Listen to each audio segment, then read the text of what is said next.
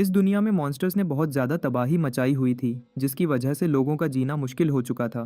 वहाँ के लोग अपने घरों को बचाने के लिए आखिरी सांस तक लड़ रहे थे। इन बहादुर लोगों में से एक इस कहानी का हीरो भी था, जिसका नाम कार्सिलियन लिएंडियन था। वह बहुत अच्छा सोर्ड्समैन था, जो उन मॉन्स्टर्स जितना ही पावरफुल था। वह इतना पावरफुल था कि वह कई सालों से एक ही तलवार से मॉन्स्टर्स को मार रहा था।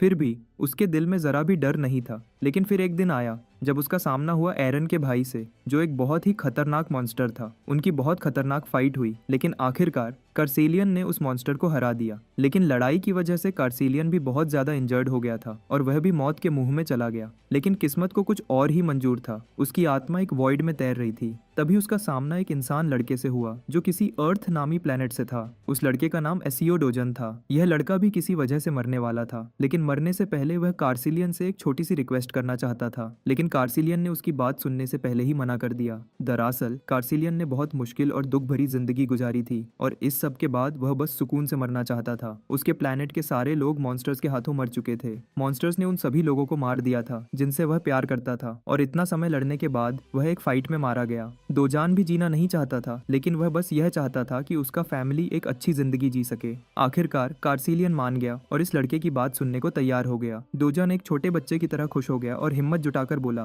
कि वह चाहता है कि उसका फैमिली एक सुकून भरी जिंदगी गुजारे। यह सुनकर कार्सिलियन खुशी से यह काम अपने सिर ले लेता है और डोजन की फैमिली को बचाने के लिए अर्थ पर पहुंच जाता है। वह अब डोजन की जवान बॉडी में रीइनकार्नेट हो चुका था। डोजन की बॉडी में आकर वह इधर उधर घूमता है। फिर वह नामसन गेट में घुसने का सोचता है और वहां चला जाता है, जो एक बी रैंक का गेट है। लेकिन एक प्रॉब्लम है, वहां सिर्फ रजिस्टर्ड हीरोज ही जा सकते हैं। मशीन उससे बार बार आईडी कार्ड स्कैन करने के लिए कहती है, लेकिन उसके पास कोई कार्ड नहीं है। वह सीधा इस हेवीली गार्डेड बिल्डिंग को तोड़ता हुआ गेट में घुस जाता है और तभी सिक्योरिटी अलार्म भी बजने लग जाता है, यह बताने के लिए कि कोई इंट्रूडर आ गया है। अंदर जाकर वह मॉन्स्टर्स को ढूंढने निकल पड़ता है ताकि उन सबको मार सके। तभी उसका सामना हीरोज के एक ग्रुप से होता है, जो ऑफिशियल परमिशन लेकर वहां आए थे। वे सोचते हैं कि यह लड़का शायद भटक गया है और उसे बाहर का रास्ता दिखाने का सोचते हैं, क्योंकि वे खुद भी एग्जिट की तरफ जा रहे थे। डोजान चुप रहता है। उससे एक अजीब फीलिंग आती है और उन हीरोज को भी लगता है कि कुछ तो गड़बड़ जरूर है, क्योंकि उसके कपड़े बिल्कुल कैजुअल हैं और वह बिल्कुल भी हीरो जैसा नहीं दिखता था, क्योंकि आजकल सामान उठाने वाले पोर्टर्स भी इतना सिंपल ड्रेस नहीं पहनते। लेकिन इस लड़के का आउटफिट तो हद से ज्यादा सिंपल है।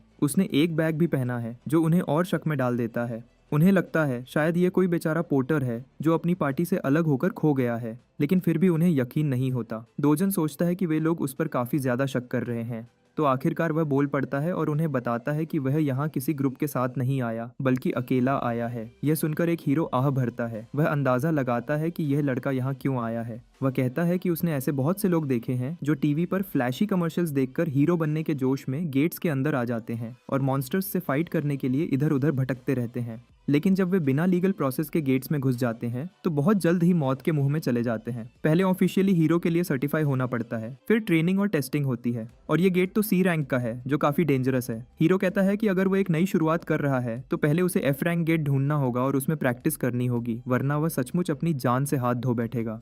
इस बंदे की बकवास एडवाइस सुनने के बाद डोजन साफ साफ बोल देता है कि उसे किसी की जरूरत नहीं है। वह इन सबको इतने रूड अंदाज में जवाब देता है कि हीरोज दंग रह जाते हैं, लेकिन वे तो बस उसकी हेल्प करना चाहते थे। उसका यह एटीट्यूड देखकर उन्हें थोड़ा गुस्सा आ जाता है, लेकिन उनका लीडर अपने साथियों को रोकता है और कहता है, अगर यह लड़का हेल्प नहीं लेना चाहता तो उसे उसके हाल पर छोड़ दो। लीडर सोचता है कि यह लड़का जल्दी ही सबक सीख लेगा कि एक्सपीरियंस्ड हीरोज की बात इग्नोर करने का क्या अंजाम होता है। वह उम्मीद करता है कि डोजन को पता चल जाए कि ये गेट्स कितने खतरनाक हैं। ये बिल्कुल भी उन टीवी के फ्लैशी शोज जैसा नहीं, जो हीरो बनने को बच्चों का खेल समझते हैं। थोड़ी देर बाद डोजन का सामना एक बड़े से ट्रोल से होता है, जो उसे ऐसे घूरता है जैसे अभी खा जाएगा। मॉन्स्टर एक पावरफुल अटैक करता है, पर डोजन उसे इतनी तेजी से डॉज करता है कि ट्रोल को समझ ही नहीं आता कि क्या हुआ। फिर वह अपनी मुट्ठी बंद करता है और एक ऐसा मुक्का मारता है कि ट्रोल का चेहरा एकदम उड़ जाता है। बिल्कुल कोई वन पंच मैन वाला सीन लगता है, जहां बस एक ही पंच में काम तमाम हो जाता है। मॉन्स्टर के ढेर होने के बाद अब आता है असली मजा, लूट का टाइम। पहले वह उस मॉन्स्टर की सोर्ड उठाता है, फिर उसी सोर्ड से मॉन्स्टर के जिस्म को काटकर उसमें से एक चमकीला जेमस्टोन निकालता है। यह एक लो ग्रेड मैजिक स्टोन है। यह स्टोन इतना छोटा है कि पिछली जिंदगी में डोजन को इसकी जरा भी परवाह नहीं थी। पर अब जब उसके पास फूटी कौड़ी भी नहीं है तो यह भी खजाने से कम नहीं है। अचानक और मॉन्स्टर्स का झुंड वहां आ धमकता है। वे सब अपने दोस्त का सिर कटा देखकर गुस्से से पागल हो जाते हैं। डोजन पलटता है और वह जेमस्टोन इतनी तेजी से फेंकता है कि एक मॉन्स्टर का सिर एकदम धमाके से उड़ जाता है। बाकी के दो बेवकूफ मॉन्स्टर्स उस पर टूट पड़ते हैं जैसे मौत मांगने आए हों। डोजन खुशी खुशी उनकी यह ख्वाहिश पूरी करता है। जब वह तबाही मचा रहा होता है, सीन बदलता है और हम वापस उस हीरोज के ग्रुप के पास जाते हैं जो इस मॉन्स्टर भरे इलाके में चल रहे हैं। लेकिन वे अभी भी उस लड़के के साथ हुई इंटरेक्शन के बारे में सोच रहे हैं। एक ऑरेंज बालों वाली औरत को डोजन की फिक्र हो रही है। उसे डर है कि कहीं वह मर न जाए, पर लीडर उसे तसल्ली देता है कि ऐसा होना मुश्किल है। अगर वह कोई अनऑथराइज्ड बंदा है जो गेट में घुस आया है तो कंट्रोल सेंटर के एजेंट्स जल्दी ही उसे ढूंढ लेंगे। वे एजेंट्स हमेशा बी रैंक या उससे ऊपर लेवल के होते हैं और यह गेट भी सिर्फ बी रैंक का है। जब तक यह लड़का बेवकूफ़ी से मॉन्स्टर्स पर नहीं टूट पड़ता, उसकी जान को कोई खतरा नहीं। एक गंजा हीरो अपने लीडर की बात से अग्री करता है। उसे लगता है कि वह घमंडी लड़का अभी डर से थर थर कांप रहा होगा और एजेंट्स के हाथों बचने का इंतजार कर रहा होगा। लेकिन वहाँ तो सब कुछ उल्टा हो रहा है। हमारा हीरो डोजन इन बड़े मॉन्स्टर्स को डर से थर थर कांपने पर मजबूर कर रहा है। वह एक पंच में ही उनका काम तमाम कर रहा है। उन मॉन्स्टर्स की तलवारों से कटना तो दूर की बात, वह इतना तेज है कि मॉन्स्टर्स उसे छू भी नहीं पा रहे। वह एक बेवकूफ मॉन्स्टर के पीछे एकदम से आ जाता है और ऐसा किक मारता है कि उसका सिर ब्लास्ट हो जाता है। सब मॉन्स्टर्स को मारकर वह एक तलवार उठाता है और उनके मैजिक स्टोन्स निकालने लगता है और अपने लिए काफी खजाना इकट्ठा कर लेता है। थोड़ी देर बाद उसका बैग लो ग्रेड जेम्स से भर जाता है और वह यहाँ से निकलने का सोचता है। पर सच कहूँ तो वह आज की फाइट से थोड़ा निराश है। पर उसके बैग में ये सब सिर्फ बेकार वजन है, क्योंकि पिछली लाइफ में ये सब उसके लिए कचरे जैसा था। तभी एक एजेंट उसे देख लेता है और अपने साथियों को आवाज देता है। डोजन के पूरी तरह मुड़ने से पहले ही ये सूट वाले बंदे उसे घूर रहे होते हैं। पहले वे बताते हैं कि वे गेट कंट्रोल सेंटर से हैं और उसे अपना हीरो रजिस्ट्रेशन कार्ड दिखाने को कहते हैं। अगर वह अनरजिस्टर्ड है तो उसे उनके साथ कंट्रोल सेंटर चलना होगा। डोजन को यह सब समझ नहीं आता, जिससे सूट वाला बंदा और गुस्से में आ जाता है और उसे कहता है कि वह कोऑपरेट करे और प्रॉपर प्रोसीजर को फॉलो करे। डोजन के चेहरे से बस गुस्सा झलकता है और उसे देखकर लगता है कि वह इस सब से तंग आ चुका है। यह सब ड्रामा उसका मूड खराब कर रहा है। वैसे भी डोजन के पास आर्ग्यू करने के लिए इतनी एनर्जी नहीं है। वह बस मुड़कर निकलने लगता है। जब उन्हें लगता है कि वह उनकी बात नहीं सुन रहा तो एजेंट्स उसे हैंडकफ्स लगाने की धमकी देते हैं। अगर जरूरत पड़ी तो वे फिजिकल फोर्स भी यूज करेंगे। उनमें से एक ज्यादा उतावला एजेंट आगे आता है और डोजन का हाथ पकड़कर उसे धमकाता है कि अगर वह नहीं माना तो उसे चोट लग सकती है और सारी जिम्मेदारी उसी पर होगी। सबके लिए यही बेहतर है कि यह प्रॉब्लम बातचीत से खत्म हो जाए, न कि हाथों से। डोजन का यह सब बकवास सुनने का कोई मूड नहीं था। वह उस एजेंट के हाथ को झटके से पकड़ता है और उसे धमकाता है कि वह उसके रास्ते का कांटा बनना बंद करे, वरना अच्छा नहीं होगा। यह धमकी सुनकर एजेंट डर के मारे थरथर कांपने लग जाता है, जैसे उसके जिस्म में ठंडी लहर सी दौड़ गई हो। बाकी के दो बेवकूफ एजेंट्स अपने मैजिक इन्फ्यूज्ड स्टिक्स निकालते हैं। ये ग्रेड 4 मैजिक स्टाफ्स हैं, इतने पावरफुल कि कोई एजेंट इनसे एक ऑर्क को भी हरा सकता है। लेकिन डोजन के सामने ये कुछ काम भी नहीं करते। डोजन उस एक एजेंट का हाथ इतना जोर से मोड़ता है कि वह चीख उठता है, बिल्कुल रोते हुए छोटे बच्चे की तरह। डोजन फिर उन्हें आखिरी वार्निंग देता है और उन्हें वहां से जाने को कहता है। अगर वे वहां से नहीं गए तो जो थोड़ी सी इज्जत बची है वह भी चली जाएगी। लेकिन ड्यूटी के पीछे पागल एजेंट्स को मजबूरन उसके वायलेंस का जवाब देना पड़ता है। वे अपने मैजिक स्टाफ से डोजन को मारने की कोशिश करते हैं, पर एक दफा भी उस पर अटैक नहीं कर पाते। डोजन एक बंदे के पीछे एक पावरफुल पंच मारता है और साथ ही एक पंच दूसरे के पेट में ठोक देता है। अब बारी है उस चश्मीश बंदे की जो अकेला खड़ा है। वह समझ जाता है कि अब उसकी खैर नहीं। वह बहुत परेशान हो जाता है। डोजन एकदम से ब्लर होने लग जाता है और हवा में गायब हो जाता है, जिसे देखकर चश्मीश एजेंट पैनिक हो जाता है कि आखिर यह आदमी कहाँ गया। फिर अचानक कहीं से एक मुक्का उसके पेट में लगता है और वह दर्द से पीछे लड़खड़ा जाता है। डोजन इन एजेंट्स के ड्रामे से तंग आ चुका है। वह सोचने लगता है कि शायद हीरो रजिस्टर करना ही बेहतर है। यह सुनकर एजेंट उसे तसल्ली देता है कि अगर वह लीगली हीरो बनकर यह सब करेगा तो कोई भी एजेंट उसे तंग नहीं करेगा। डोजन फिर उस एजेंट से रिफ्ट के बारे में पूछता है और यह सवाल एजेंट को बिल्कुल हिला देता है। स्टोरी में आगे चलने से पहले रिफ्ट के बारे में जानते हैं कि इस दुनिया में काम कैसे चलता है। यहाँ अलग अलग रास्ते हैं जो एक दूसरी दुनिया से कनेक्ट होते हैं। उस दूसरी दुनिया में अजीब से मॉन्स्टर्स रहते हैं। ये रास्ते दुनिया भर में फैले हुए हैं। मॉन्स्टर्स के बॉडी जैसे निकले जेमस्टोन से काफी एनर्जी बनाई जाती है, इसलिए ये बहुत कीमती है। इस वजह से गवर्नमेंट इन रास्तों पर पूरा कंट्रोल रखता है। हर गवर्नमेंट कंट्रोल्ड रास्ते को गेट कहते हैं और जो रास्ता गवर्नमेंट से कंट्रोल या बंद नहीं होता उसे रिफ्ट बोलते हैं। अब आते हैं वापस सीन पर। डोजन को ये बात हद से ज़्यादा इरिटेटिंग लगती है कि ये एजेंट्स हर गेट में उसका पीछा करते हैं और उस पर ट्रेसपासिंग का इल्ज़ाम लगा देते हैं। लेकिन बेचारा एजेंट उसे समझाता है कि अगर कोई अनरजिस्टर्ड हीरो बिना परमिशन के गेट में घुस जाता है तो कंट्रोल सेंटर को तुरंत पता चल जाता है और पास में बैठे एजेंट्स को उसे पकड़ने के लिए भेज दिया जाता है। जब डोजन रिफ्ट में घुसने की बात करता है तो एजेंट साफ बोलता है कि यह गेट्स जैसा आसान नहीं है। रिफ्ट में अगर कोई बिना परमिशन घुसता है तो उसे काफी सख्त सजा मिलती है। उसे कोई वार्निंग नहीं दी जाती, न ही उस पर कोई रहम किया जाता है। डोजन को यह सब कुछ बकवास लग रहा था। तंग आकर वह उस एजेंट का चेहरा पकड़ता है और उसे कचरे के बैग की तरह साइड में फेंक देता है। अब तो एजेंट को पछतावा हो रहा है कि उसने हेडक्वार्टर्स को कॉल क्यों नहीं किया। ये सब उसके लेवल से बहुत ऊपर है। जाते जाते डोजन उस कचरे जैसे एजेंट को एक आखिरी नजर से देखता है और सोचता है कि यह बंदा किसी काम का नहीं है। ऐसा लगता है जैसे एजेंट का हाथ टूटा हुआ है और साथ ही वह चिल्ला चिल्लाकर धमकियां दे रहा है कि वह डोजन को पकड़कर जेल में डाल देगा। सीन बदलता है और हम पहुंच जाते हैं Seoul gas and digital complex, ग्वामचोन डिस्ट्रिक्ट में। यह बड़ा सा बिल्डिंग अब हीरो कॉम्प्लेक्स के नाम से जाना जाता है। यहाँ मैजिक स्टोन्स या गेट्स से मिली हर चीज को ट्रेड किया जाता है और आजकल यह जगह पहले से भी ज्यादा बिजी है। डोजन एक ऐसी दुकान की तरफ जाता है जो मैजिक स्टोन्स खरीदने और बेचने का काम करती है। अंदर जाते ही एक बंदा उससे मिलता है जो अपने फोन में इंस्टाग्राम रील्स में डूबा हुआ है। जब डोजन कहता है कि वह कुछ मैजिक स्टोन्स बेचना चाहता है तो ये चालाक दुकानदार जल्दी से अपने बिजनेस की तारीफें करना शुरू कर देता है। वह कहता है कि उनकी ब्रांच सबसे ज्यादा प्राइस देती है और यह भी कि वे पूरे कंट्री में नंबर 1 है। डोजन आखिर में अपने सारे लो ग्रेड जेम्स निकालता है जो मॉन्स्टर के खून से लथपथ हैं और उन्हें काउंटर पर रख देता है। इसे देखकर उस दुकानदार का चेहरा एकदम बदल जाता है। ऐसा लगता है जैसे उसे कोई बड़ा झटका लगा हो। दुकान के मालिक को ये खून से लथपथ मैजिक स्टोन्स देखकर बहुत ग्रोस लगता है, पर वह कोई शिकायत नहीं करता और डील आगे बढ़ाता है।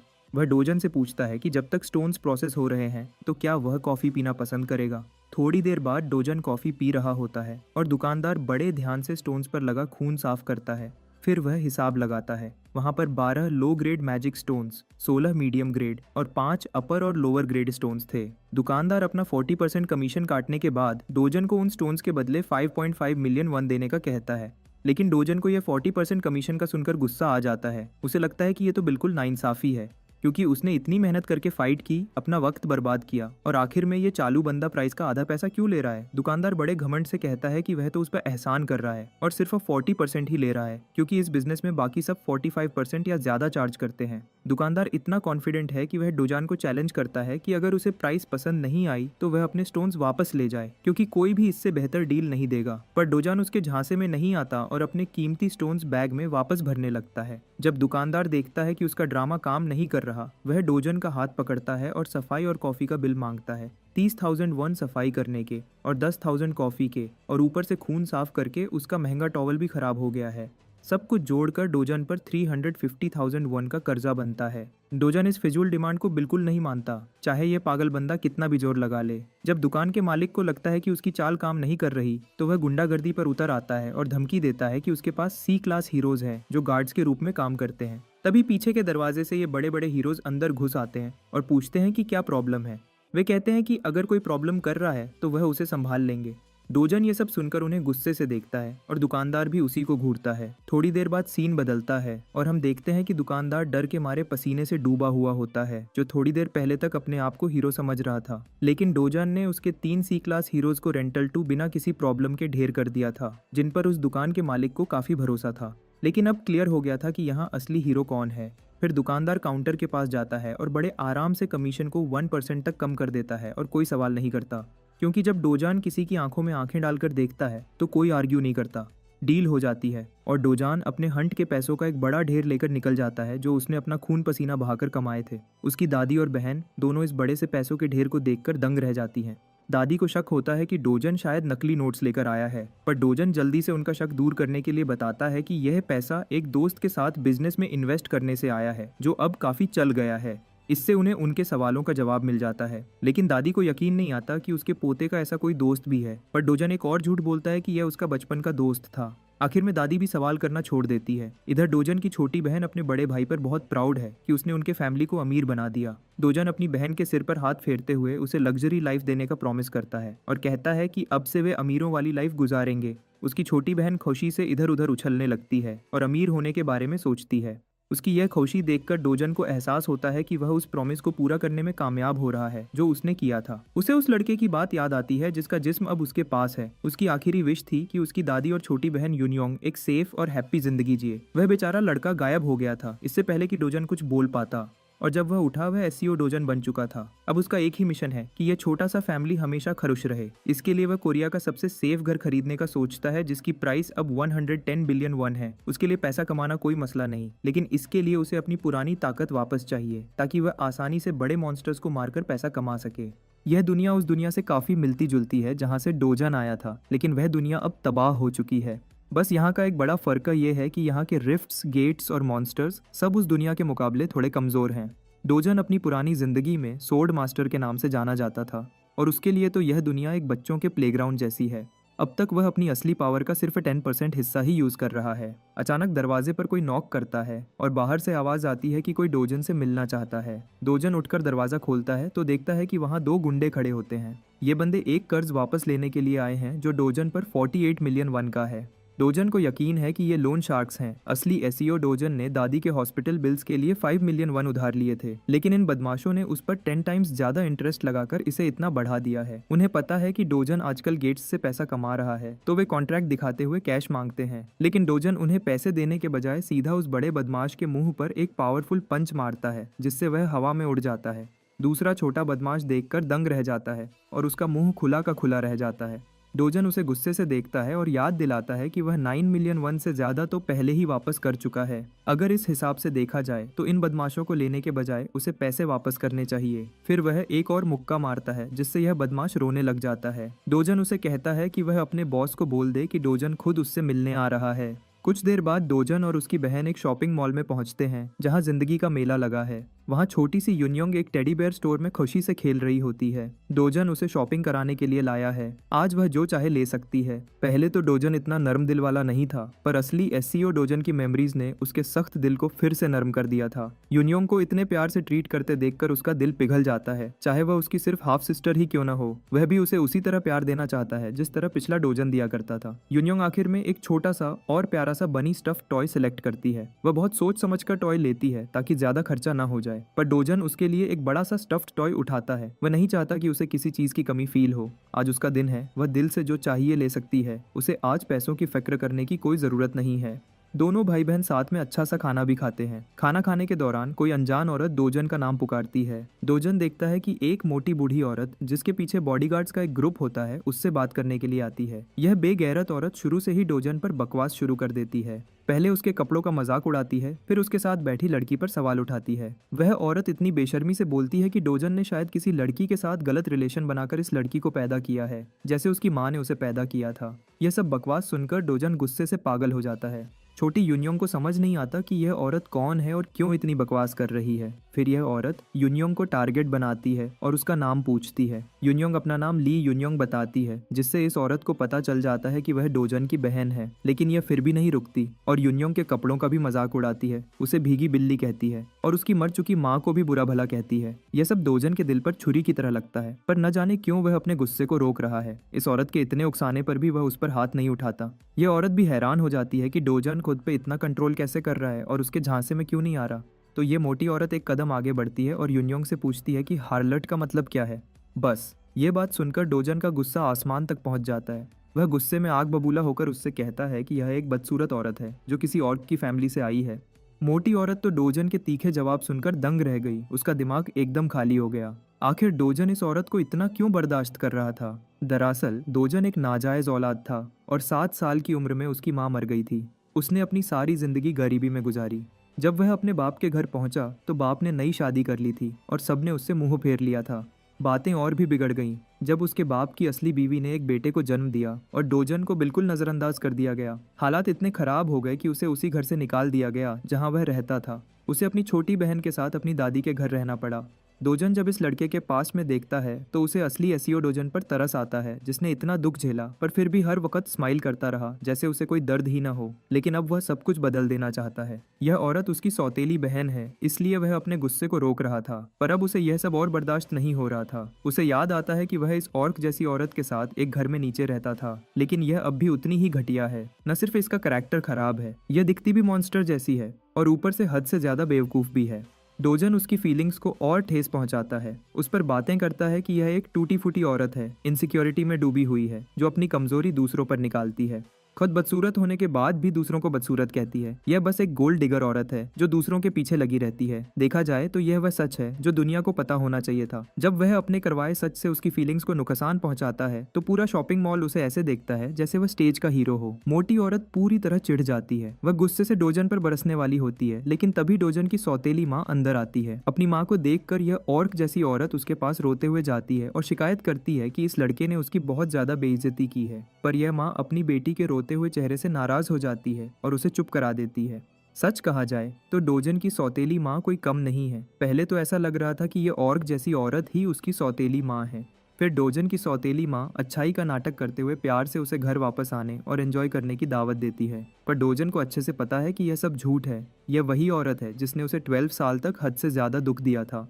वह औरत उसे वे बातें याद दिलाती है जो डोजन कभी याद नहीं करना चाहता। यह सब याद करके उसे पैनिक अटैक होता है। डोजन एकदम सीरियस हो जाता है और अपनी माँ के मजाक से भी ठंडे लहजे में उससे कहता है कि यहाँ से दफा हो जाए। डोजन ने उसकी इज्जत की धज्जियां उड़ा दी थी। एक छोटा लड़का उसे ऐसी बातें बोल रहा है। वह अपनी बची हुई थोड़ी सी इज्जत के साथ घूमकर निकल जाती है। उसे 1% भी उम्मीद नहीं थी कि डोजन इतने बुरे अंदाज में जवाब देगा। वह सोच में पड़ जाती है कि क्या यह वही लड़का है जो बिना वजह थप्पड़ खाने पर भी सिर झुका लेता था। उसकी यह मोटी बेटी और बॉडीगार्ड्स भी उसके पीछे पीछे चल देते हैं। अगर देखा जाए तो ये बॉडीगार्ड्स तो इस तमाशे में बिल्कुल स्टैच्यूज की तरह खड़े रहे। दूसरी तरफ डोजन और उसकी बहन गुस्से में थे क्योंकि इन दोनों औरतों ने उनके और यूनियोंग के मजे को पूरा बर्बाद कर दिया था। डोजन भी यहाँ से जाने का फैसला करता है। उसने अपनी सौतेली फैमिली के साथ जो किया वह बिल्कुल सही था। वह सबको ये बात बताना चाहता है कि अब वह पुराना वाला डोजन नहीं रहा जो अपने लिए बोल भी नहीं सकता था, बल्कि अब वह बदल गया है।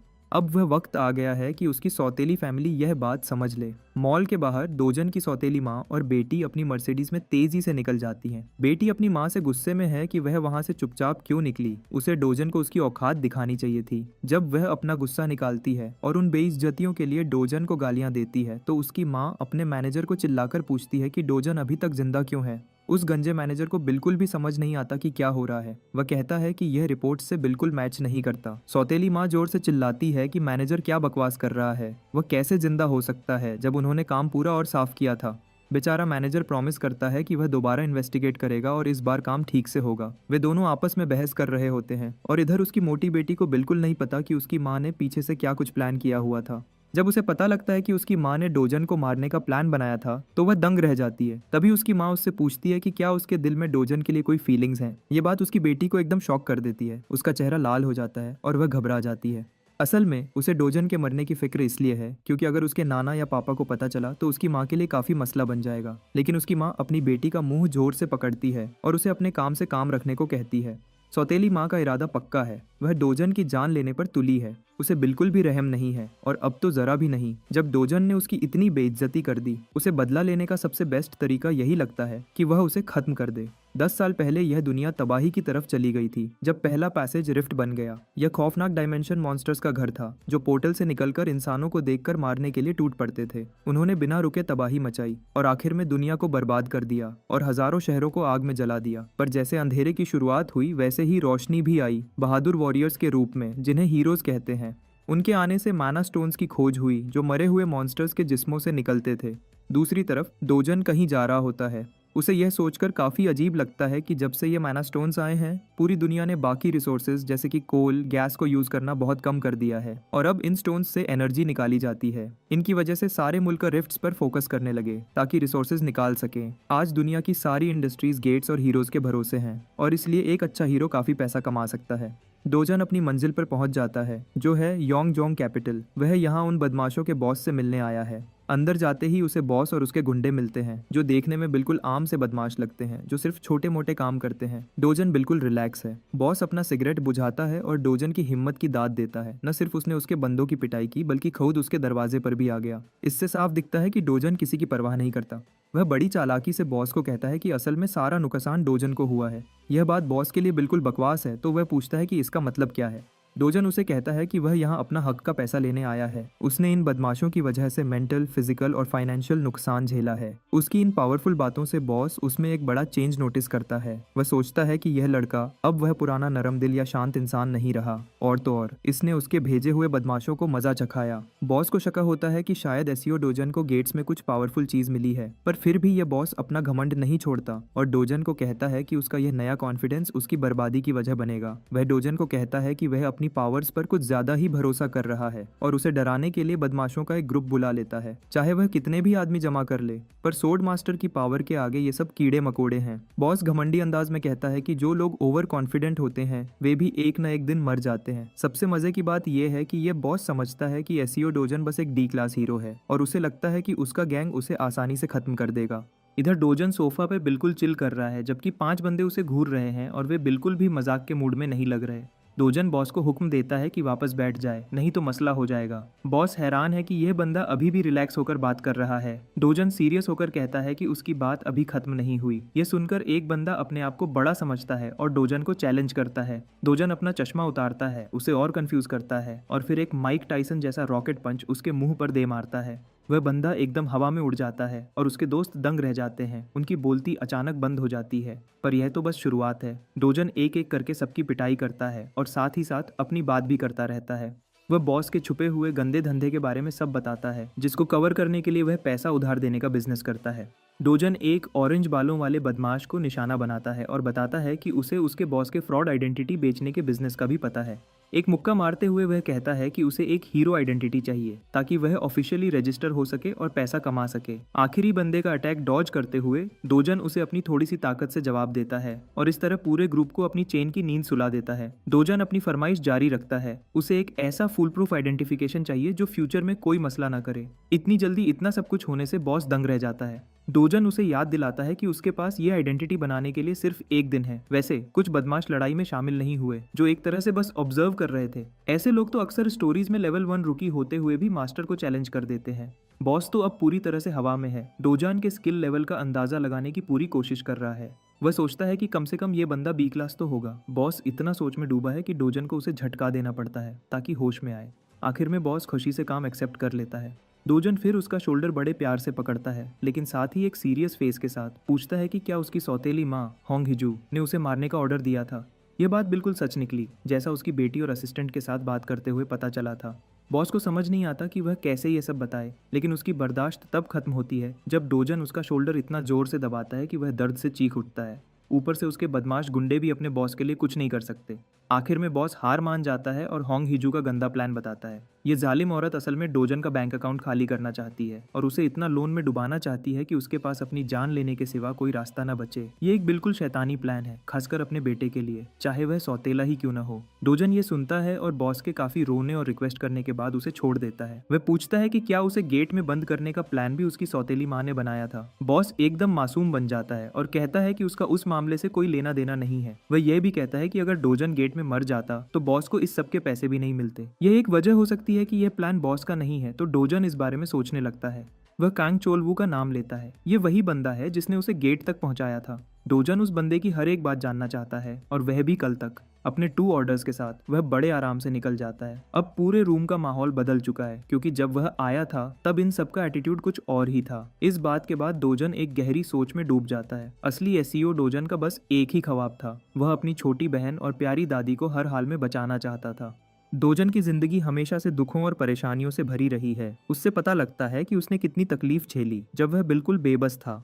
पर फिक्र की कोई बात नहीं, क्योंकि सोर्ड मास्टर अब तैयार है सब कुछ ठीक करने के लिए। अगले दिन ही डोजन ऑफिशियली रजिस्टर हो जाता है और उसे बी रैंक रेटिंग भी मिल जाती है, जो उसके लिए काफी आसानियां कर देगा। दूसरी स्टोरीज के हीरो की तरह उसे सबसे नीचे रैंक पर रजिस्टर होकर ऊपर आने के लिए पॉइंट्स नहीं कमाने पड़े। वह मशीन पर कार्ड टैप करके एंटर करने की कोशिश करता है और सिस्टम उसकी आइडेंटिटी को पहचान लेता है। पर सिस्टम उसे वार्निंग देता है कि उसका रैंक अभी भी उस डेंजरस क्वेस्ट से कम है जो वह करने जा रहा है। डोजन यह बात सुनकर चिढ़ जाता है। वह सोचता है कि शायद उसे उस बेकार बॉस को थोड़ा और डराना चाहिए था ताकि उसे हायर रैंक मिलता और उसे ये प्रॉब्लम ना होती। सिस्टम की बार बार वार्निंग देने के बावजूद डोजन किसी की परवाह नहीं करता और सीधा अंदर घुस जाता है। अब नाइट आइलैंड गेट के बारे में जान लेते हैं, जिसमें डोजन जाने वाला है। ये एक बी रैंक गेट है, पर जिस रैंक का गेट होता है उस रैंक का हीरो उसमें मुश्किल से सरवाइव करता है। सेफ्टी के लिए हीरोज को हमेशा गेट के रैंक से एक क्लास ऊपर का होना चाहिए। वैसे इस डंजन का एरिया डी रैंक का है, मतलब ये काफी फैला हुआ है और सोलो हंटिंग के लिए मुश्किल जगह है। अच्छी बात यह है कि ये टनल्स के रूप में है, तो थोड़े समय तक सोलो हंटिंग इतनी मुश्किल नहीं होगी। पर गेट के बड़े एरिया की वजह से ए रैंक हीरो को यह टास्क लेना चाहिए, लेकिन डोजन के डिक्शनरी में रिस्क और डेंजर जैसे वर्ड्स होते ही नहीं। सबसे बुरा यही हो सकता है कि उसे एक छोटे टनल में ढेर सारे मॉन्स्टर्स के साथ लड़ना होगा। डोजन अपने पहले दुश्मन का सामना करता है जो एक बड़ा सा सांप है जिससे पर्पल ऑरा निकल रहा है। वह उसे देखकर स्माइल करता है। ज्यादातर हीरोज के लिए यह खतरे का निशान होता है, पर इसके लिए यह गुड लक का साइन है। बैटल शुरू करने के लिए वह अपनी गन्स तैयार करता है। वैसे देखा जाए तो इस सांप के साथ उसके बहुत सारे दोस्त भी हैं और उनकी जुबान से एलियंस जैसी फीलिंग आती है। वे पूरी पावर से अटैक करते हैं, पर उसका डोजन पर कोई इफेक्ट नहीं होता। डोजन एक ऐसी किलिंग मशीन है जिसको रोकना नामुमकिन है और वह माना स्टोन्स ऐसे निकालता है जैसे मॉन्स्टर्स कभी थे ही नहीं। ब्लैक किलिंग वाइपर एक ऐसा मॉन्स्टर है जो अपने पैरालिसिस पॉइजन के लिए काफी फेमस है। इसके जरा से टच से भी वह किसी को आसानी से बेहोश कर सकता है। इतने पावरफुल मॉन्स्टर के होते हुए भी डोजन बुलेट की स्पीड से आगे बढ़ता है और फुल स्विंग में अटैक करता है। थोड़ी ही देर में वह उस मॉन्स्टर को हर जगह से काट देता है। हर जगह खून के छींटे उड़ जाते हैं और एक आखिरी अटैक के साथ वह उसे आधा कर देता है। मॉन्स्टर के ढेर होने के बाद डोजन अपने इक्विपमेंट को देखता है। 300,001 के ग्लव्स पॉइजन को उससे दूर रखते हैं और इतने पैसों में ये अपना काम भी अच्छे से कर रहे हैं। डोजन अपना ध्यान वापस हंटिंग पर करता है। अब उसका सामना 4 पांव के बगैर लिजर्ड से होता है, लेकिन वह उन्हें तेजी से अटैक करके उनके सिर ब्लास्ट कर देता है। वह तब तक उनका खून निकालता है जब तक ये लिजर्ड्स दूसरी दुनिया में नहीं चले जाते। डोजन वहां खड़ा मॉन्स्टर्स की बॉडीज में से मैना स्टोन्स ढूंढता है, लेकिन उसे निराश होना पड़ता है क्योंकि कोई भी मैना स्टोन नहीं मिलता। ये उसकी पुरानी दुनिया के रूल्स की तरह ही है, जहां इन मॉन्स्टर्स का मैना स्टोन्स के होने का चांस सिर्फ 3% था।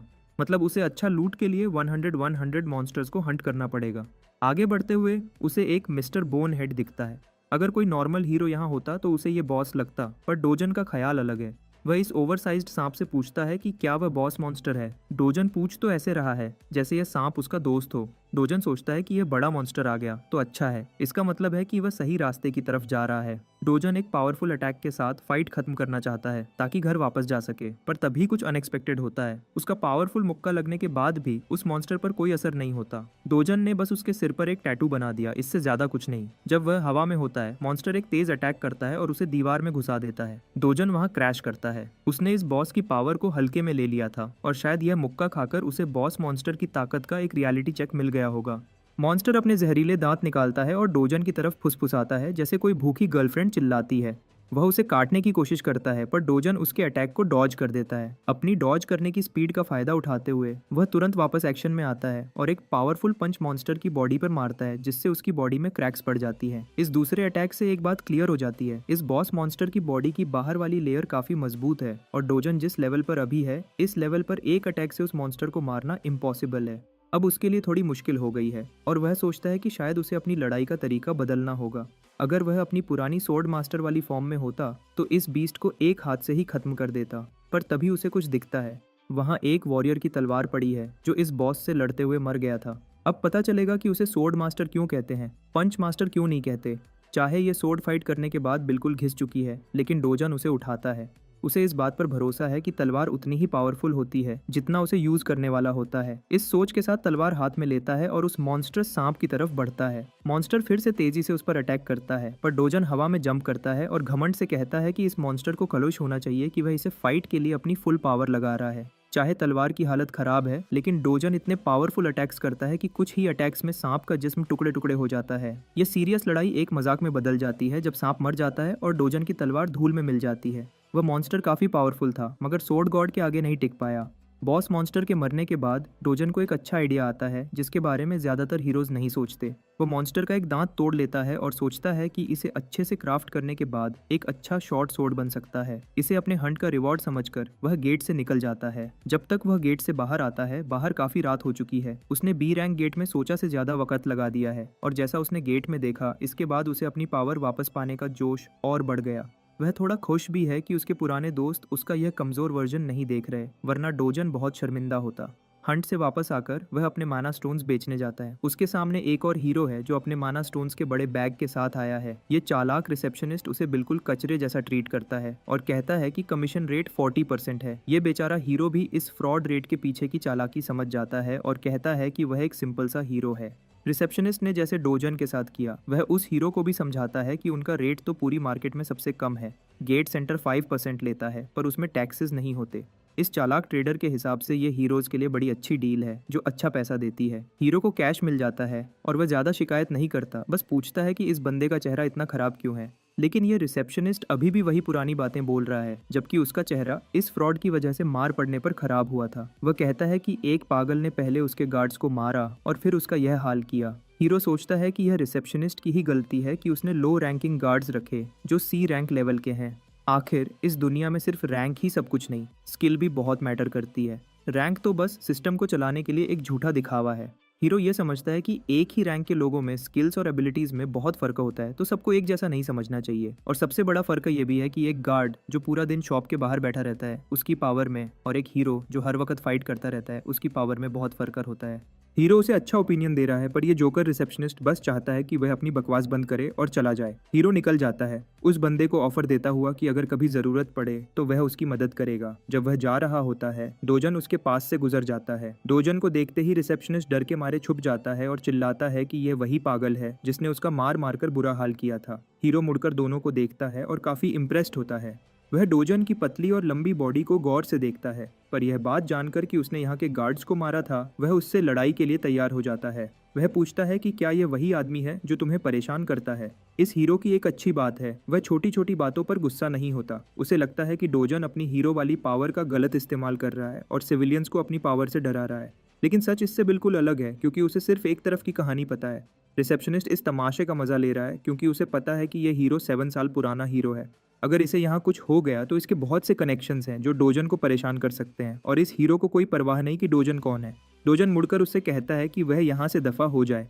ये बात सुनकर हीरो और गुस्सा हो जाता है और अब उसे लगता है कि डोजन सच में बदतमीजी कर रहा है। डोजन पूछता है कि क्या यह बंदा उससे बदला लेने का सोच रहा है। यह सुनकर वेटरन हीरो और भड़क जाता है, पर एक जिम्मेदार और एक्सपीरियंस्ड हीरो होने के नाते उसे पता है कि दूसरे हीरो से लड़ना बेवकूफ़ी है। इसमें मौत का रिस्क मॉन्स्टर्स से लड़ने से भी ज़्यादा है। यह सोचकर वह ठंडा हो जाता है और पीठ फेरकर चला जाता है। रिसेप्शनिस्ट यह देखकर दंग रह जाता है। डोजन इस चालाक ट्रेडर की तरफ मुड़ता है और पूछता है कि क्या उसे कोई मसला है जो वह हल करना चाहता है। जवाब से पहले वह एक बैग भरकर माना स्टोन्स उसके सामने फेंक देता है और उनके बदले पैसे मांगता है। ये सब हाई ग्रेड माना स्टोन्स हैं, जो देखकर रिसेप्शनिस्ट सोचता है कि आखिर ये बंदा है कौन। रिसेप्शनिस्ट के हिसाब से इस सब का टोटल 150 मिलियन वन बनता है। पहली बात, ये किसी नॉर्मल हीरो के लिए बहुत ज्यादा है, पर डोजन के लिए एक दिन के हंट के लिए ये काफी कम है। वह कैश मांगता है, पर रिसेप्शनिस्ट उसे कमीशन रेट याद दिलाता है जो पहले कैलकुलेट करना है। इससे डोजन का चेहरा गुस्से से भर जाता है, पर जब उसे याद आता है कि उनकी डील में रेट सिर्फ 1% है, वह ठंडा हो जाता है और कहता है कि बाकी पैसा जल्दी दे दो। इस फ्रॉड के दिमाग में तो डोजन को पीटने का ख्याल आता है, पर यह बस उसकी ख्याली दुनिया में हो सकता है। वह कहता है कि इतने बड़े अमाउंट के लिए अपर मैनेजमेंट से अप्रूवल चाहिए होगा। डोजन एक सेकंड जाया किए बगैर उसे अभी के अभी अप्रूवल लेने का कहता है। रिसेप्शनिस्ट जल्दी से अपने बॉस को फोन करता है और सारी सिचुएशन आहिस्ता आवाज में बताता है, पर इससे पहले कि वह डील पक्की करे, डोजन फोन छीन लेता है और बॉस से जल्दी से पेमेंट सेंड करने का कहता है।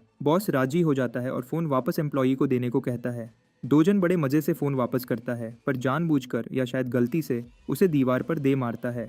रिसेप्शनिस्ट अपना टूटा फोन देखकर थर-थर कांपने लगता है। डोजन उसे जल्दी पैसा तैयार करने का हुक्म देता है। एम्प्लॉई को अब सब क्लियर हो गया है कि इस बंदे के सामने चालाकी नहीं दिखानी, और आखिरकार रिसेप्शनिस्ट उसके सामने ढेर सारे कैश के बैग्स तैयार कर देता है। आखिर में वह इस ट्रीटमेंट से पूरा टूट चुका है। शायद नॉर्मल लोगों को उस पर तरस आए, मगर यह वही बंदा है जो आम हीरोज के खून पसीने की कमाई का आधा हिस्सा स्कैम करता है। ये एक गंदा और फ्रॉड आदमी है। 10 मिनट बाद बॉस अपनी दुकान पर पहुंचता है। वह बहुत गुस्से में है क्योंकि उसका एम्प्लॉई फोन नहीं उठा रहा था, लेकिन बॉस ये देखकर हैरान हो जाता है कि रिसेप्शनिस्ट अपना टॉवल फेंक देता है और 1 सेकंड के अंदर जॉब छोड़ देता है। बॉस देखता है कि रिसेप्शनिस्ट का फोन दीवार के साथ लगकर टूट चुका है और उसे अच्छे से अंदाजा हो जाता है कि यहाँ क्या हुआ है। ये देखकर वह अपना फोन निकालता है और जुयन को कॉल करता है और उसे जल्दी से यहाँ आने को कहता है। जुयन एक फेमस जवान लड़की है जिसके पिंक बाल हैं। वह इतनी फेमस है कि लोग उसे हुनु यन के नाम से पुकारते हैं और सेलिब्रिटी जैसा ट्रीट करते हैं। ऊपर से उसका आउटफिट इतना जबरदस्त है कि हर बंदा उसकी तारीफ करता है। वह दुकान पर पहुंचती है तो रिसेप्शनिस्ट उसे देखकर दंग रह जाता है। वह एक प्यारी सी स्माइल के साथ हेलो करती है। लोग उसके बारे में इतना हंगामा इसलिए कर रहे हैं क्योंकि वह पूरे कंट्री की 4th एस रैंक हीरो है और बहुत कमाल की हीरो है। लोग झूठी अफवाहें फैलाते हैं कि वह बॉस की बहन की बेटी है, पर बॉस खुद सोच में पड़ जाता है कि वह यहाँ क्या कर रही है। जुयन बताती है कि उसे अपने चाचा के रिक्वेस्ट पर एक बदमाश हीरो को संभालने के लिए बुलाया गया है। सारी सिचुएशन में इंटरेस्ट लेते हुए ये स्टाइलिश एस रैंक हीरो बैठ जाती है। वह सुनना चाहती है कि क्या चल रहा है। दूसरी तरफ डोजन अपनी रिप्ड बॉडी के साथ धूप में मेडिटेट कर रहा होता है। उसने पूरा दिन हंट किया, पर जो रिवॉर्ड मिला वह कुछ खास नहीं था। जैसा हाल चल रहा है, उसे अपने फ्यूचर की बहुत फिक्र है। सबसे पहले उसे उस लेवल तक पहुंचना है जहां वह अकेला एस रैंक गेट्स क्लियर कर सके। इसका मतलब है कि उसे अपनी पुरानी पावर वापस पाने के लिए ट्रेनिंग करनी होगी। यह ट्रेनिंग का टाइम है। डोजन की इस जिंदगी का सबसे बड़ा चैलेंज ये है कि पुरानी दुनिया के मुकाबले यहाँ की मैना डेंसिटी काफी कम है। इसका मतलब है कि अगर वह पूरी कोशिश से मैना कलेक्ट करे, तब भी उसे अपनी पुरानी पावर लेवल तक पहुंचने में कम से कम 3 साल लगेंगे, और अगर हालात खराब हुए तो उससे भी ज्यादा।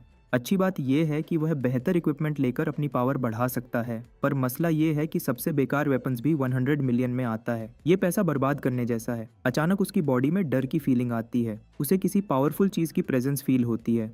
वह अपना फोकस यून्योंग पर करते हुए तेजी से अपनी बहन को पकड़ता है और सबको जल्दी से अंदर जाने को कहता है। अंदर जाकर वह कमरा बंद कर देता है, जबकि उसकी दादी बिना सब्र किए उससे पूछती है कि क्या हो रहा है। पूरी बिल्डिंग एक जोर के झटके से हिलती है, जिससे दादी डर के मारे पूछती है कि क्या ये अर्थक्वेक है। छोटी यून्योंग बहुत घबरा जाती है, पर सच सिर्फ डोजन को पता है। ये कोई अर्थक्वेक नहीं, कुछ और है। डोजन बाहर से आती हुई पावरफुल और खतरनाक एनर्जी को फील करता है। एक रिफ्ट उनकी दुनिया में खुल गया है और वह भी उनके घर के बिल्कुल ऊपर है। इस प्रॉब्लम को संभालने के लिए वह तेजी से दौड़ता है और अपने प्यारों को अंदर ही रहने को कहता है, क्योंकि बाहर जाना खतरनाक है।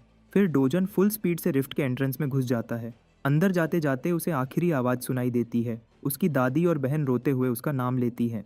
दूसरी तरफ हीरो एसोसिएशन में सब मेंबर्स को एकदम अलर्ट कर दिया जाता है, क्योंकि मापो रीजन के ऊपर एक रिफ्ट खुल गया है। ये पिछले रिफ्ट के 63 दिन बाद हुआ।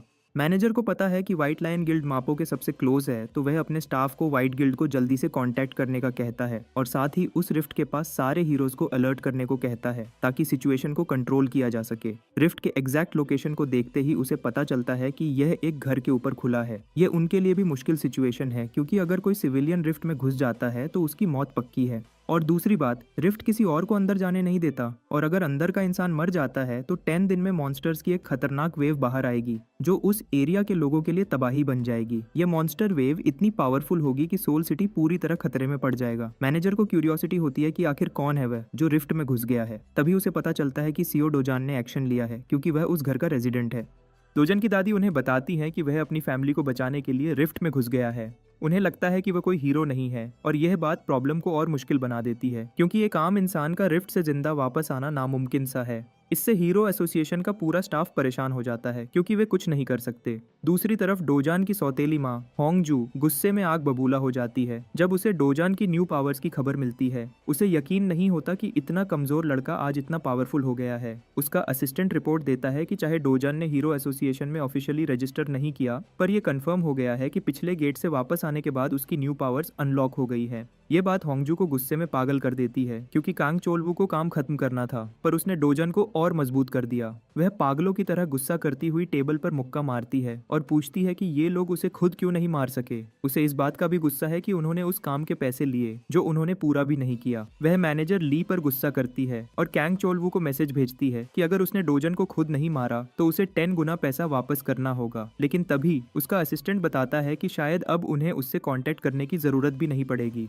वह उसे नए रिफ्ट के बारे में बताता है जो डोजन के घर के ऊपर खुला है, और ये कंफर्म है कि डोजन उसमें घुस गया है। ये सुनते ही होंगजू खुश हो जाती है, क्योंकि उसे लगता है कि डोजन जिंदा नहीं बचेगा। वह थोड़ी चुप हो जाती है और एक बार के लिए नॉर्मल दिखती है, लेकिन अपने असिस्टेंट को कहती है कि सिचुएशन को देखते रहें जब तक और न्यूज नहीं आती। इधर डोजन अभी रिफ्ट के डोमेन में पहुंचा है। यह एक जंगल है, वही जंगल जहां वह अपनी जवानी में मजा करता था। जंगल बिल्कुल वैसा ही है जैसा उसे याद था, हर चीज वैसी की वैसी ही है। यहाँ का डीप मैना भी उसी तरह का है जैसा पहले हुआ करता था। रास्ते में चलते हुए वह दुनिया के सबसे पावरफुल वर्ल्ड ट्री से दोबारा मिलकर खुश हो जाता है। ये ट्री माना को उसके सबसे प्योर फॉर्म में निकालता है।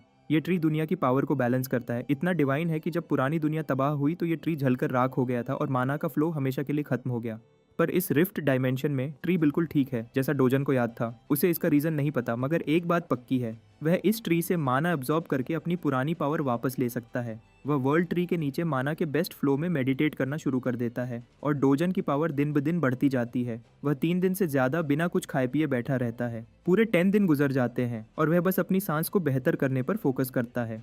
10th रात के आखिर में एक प्रॉब्लम उसके पास खुद चली आई और उसका मेडिटेशन टूट गया। ये एलियन जैसे मॉन्स्टर्स, जिन्हें वॉल्सिना कहते हैं, ट्री को जलाने आए जैसा उन्होंने पहले किया था। पर इस बार इस अटैक को रोकने के लिए डोजन वहां है। मॉन्स्टर्स उस पर अटैक करते हैं, लेकिन डोजन को अफसोस होता है कि उसके पास वाटर एलिमेंट सोर्ड नहीं है जिसे यूज करके वह इन्हें आसानी से मार सकता है। ये फायर मॉन्स्टर्स उसकी तरफ चिल्लाते हुए बढ़ते हैं, पर डोजन में इतना माना भर चुका है कि उसे किसी वेपन की जरूरत नहीं है।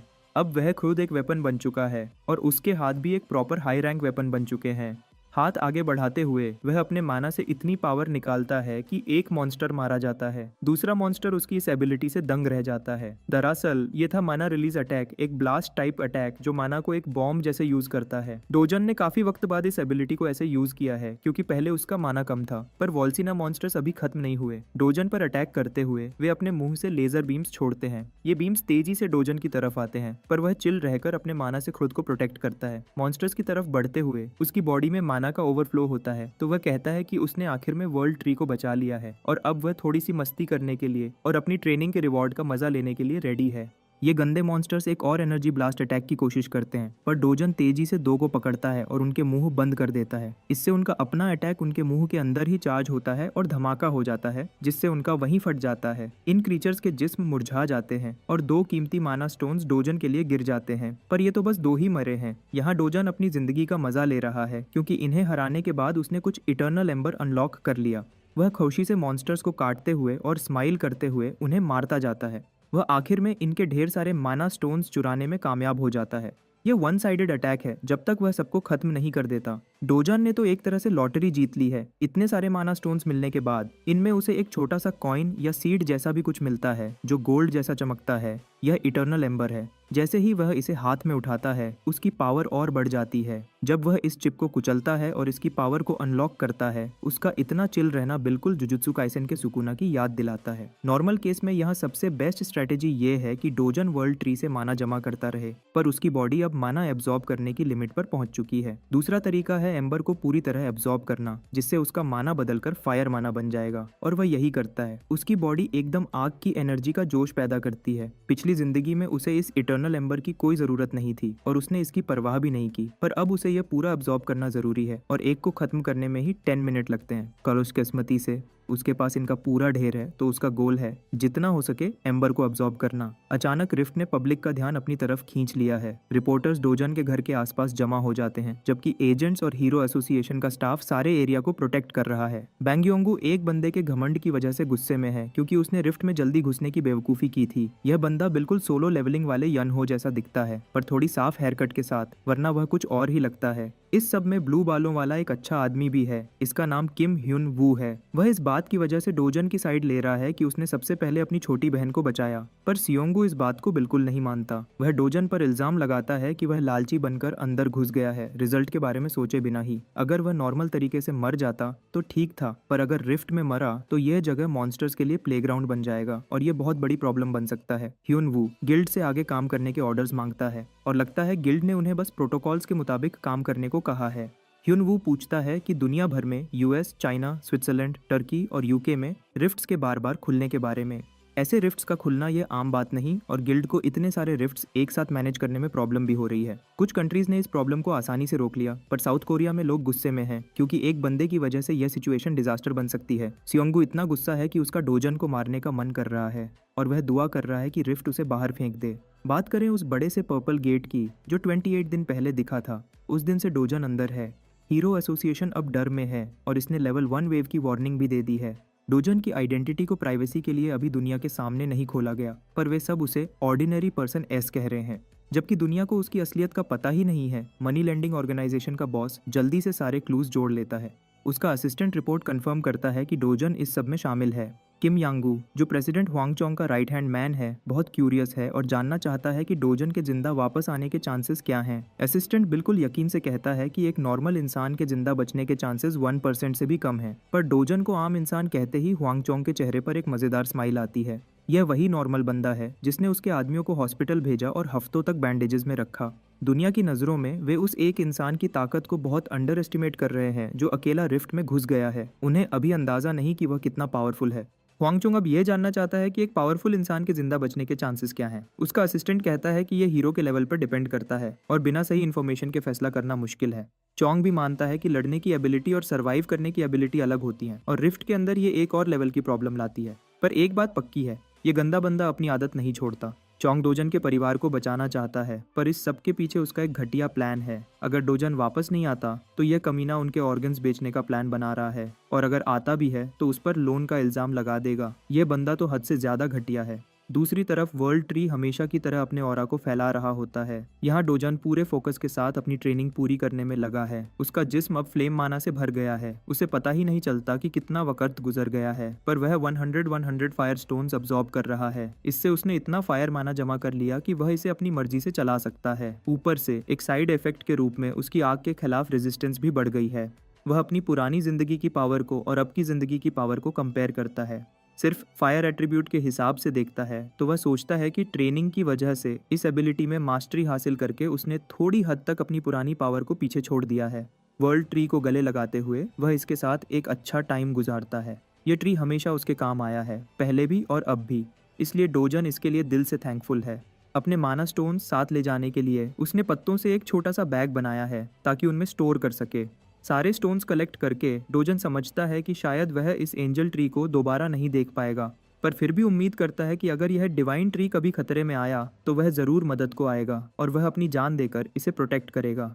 उस रात डोजन आखिर में रिफ्ट से बाहर निकल आता है और वह एकदम ठीक होता है। उसे कोई भी आसपास फील नहीं होता। शायद लोगों ने यह बात मान ली कि वह अंदर मर चुका है और मॉन्स्टर वेव कभी भी निकल सकती है, पर उसे किसी पावरफुल इंसान की प्रेजेंस फील होती है। वह इधर उधर भागता है और सोर्स का पीछा करता है। थोड़ी देर बाद वह दो एजेंट्स तक पहुंचता है। एक बहुत गुस्से में होता है और दूसरा चिल होता है। ये वही हुनु वू और स्योंगू हैं जो पिछली बार बहस कर रहे थे। उनके आउटफिट से ही उसे पता चल जाता है कि ये हीरो एसोसिएशन के हैं। मतलब अगर वह पकड़ा गया तो बात बहुत बिगड़ जाएगी। इससे बचने के लिए वह एक फ्लेम का गोला बनाता है और जोर से हवा में फेंक देता है। ये अटैक एक बिल्डिंग के पार जाता है और एक जोर का धमाका करता है। दोनों एजेंट्स हुनु वू और सियोंगू धमाके की आवाज सुनते ही अलर्ट हो जाते हैं। जब उन्हें पता चलता है कि यह आग है, वे इसके पीछे दौड़ते हैं। वहां वे लोगों को डर के मारे खड़ा देखते हैं। सायोंगू पूछता है कि यह सब क्या तमाशा है, जबकि डोजन अपने फ्लेम पावर से इम्प्रेस्ड हो जाता है। इसकी एक्यूरेसी इतनी अच्छी है कि यह उसके लिए काम आएगी। अपने पुराने दोस्त टस्क की याद में वह सोचता है कि क्या वह फायर मेज,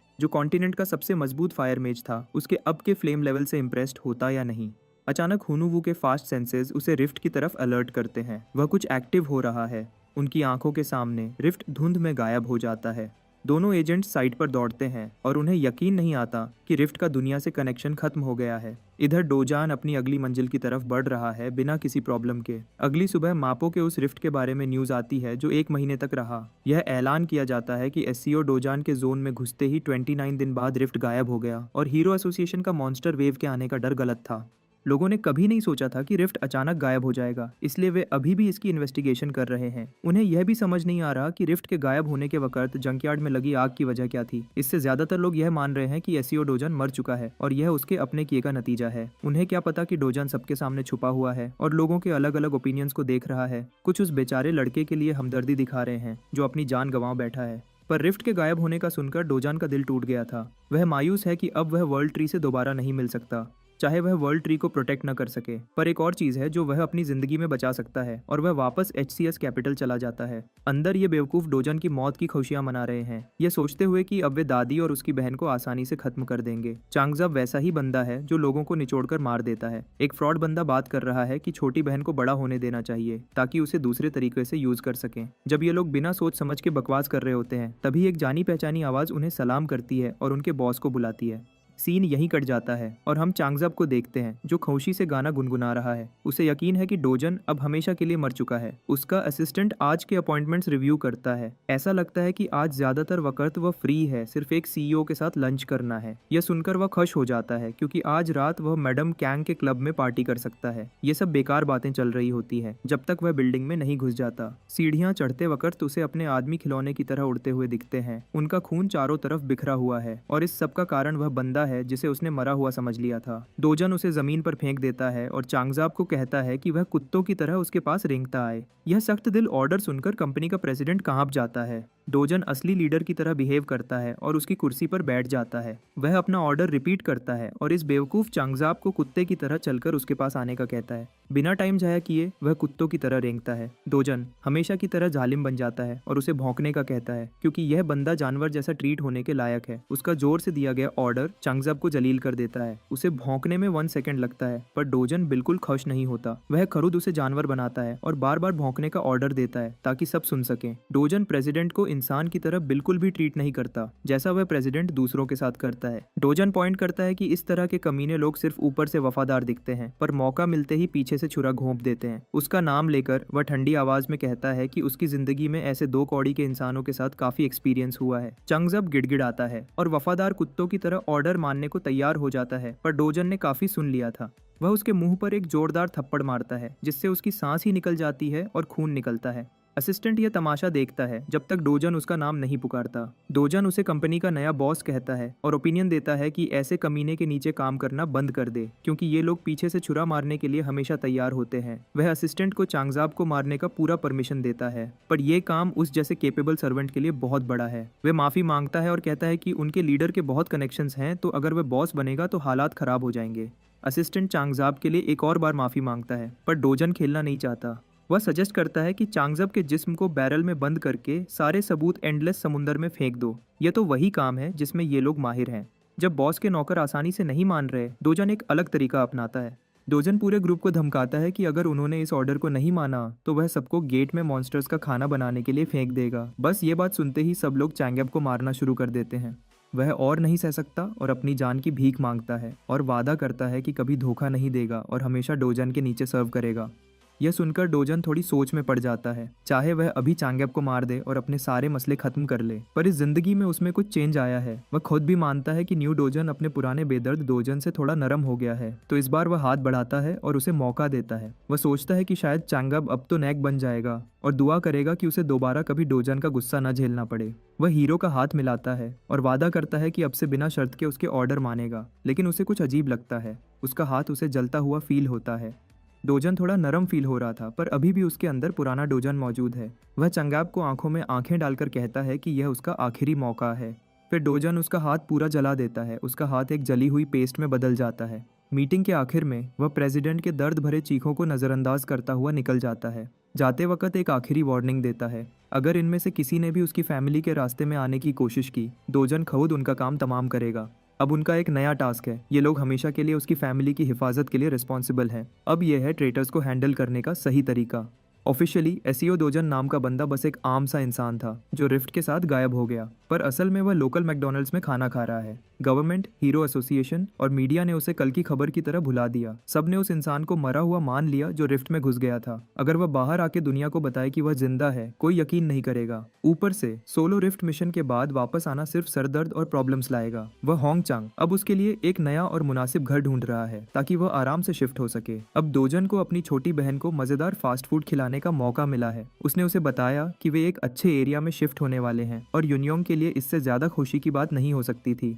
अब वह अपनी एज के बच्चों की तरह किंडरगार्टन जा सकेगी और अगले साल एलिमेंट्री स्कूल में एडमिट होगी। जब स्कूल का टॉपिक आया, यूनियोंग का मूड एकदम खराब हो गया। डोजन घबरा गया कि ऐसा क्या हो गया। वह खतरनाक मॉन्स्टर्स को काटना जानता है, पर बच्चे को मनाना उसके बस की बात नहीं। वह हैरान रह गया जब उसकी बहन ने कहा कि दूसरे बच्चे उसे अकेला होने के लिए छेड़ते हैं। अपनी प्यारी बहन का यह दुख सुनकर डोजन का दिल टूट गया। अगर उसे उन बदतमीज बच्चों के साथ नहीं रहना तो नहीं रहना पड़ेगा। वे छोटे कमीने एक दिन अपना हिसाब जरूर चुकाएंगे। यह जानकर कि उसे किंडरगार्टन नहीं जाना पड़ेगा, यूनियोंग फिर से खुश हो जाती है। अंदर ही अंदर डोजन एक प्लान बना रहा है ताकि अपनी छोटी बहन को एक अच्छे प्राइवेट स्कूल में भेजे जहां कोई उसे छोटा समझने की हिम्मत न करे। उस रात सीईओ डोजन को पता चला कि किम योंगू ने उसकी दादी और बहन को रिफ्ट के वक्त किसी रैंडम मोटेल में छुपा दिया था। यह कमीना माफी मांगते वक्त अपनी कमर तोड़ने वाला था और कहता है कि मोटेल उनकी कंपनी के मैनेजमेंट में है, तो यह किसी और जगह से ज्यादा सेफ है। डोजन के पास आज योंगू से उलझने की एनर्जी नहीं, तो वह बस कमरे में घुस जाता है और अपनी दादी को दोबारा देखता है। छोटी यूनियोंग उस पर चढ़कर गले लग जाती है और दादी उसका हाथ पकड़कर आंसुओं के साथ खुशी से देखती है। वह बस अपने पोते को जिंदा देखकर खुश है।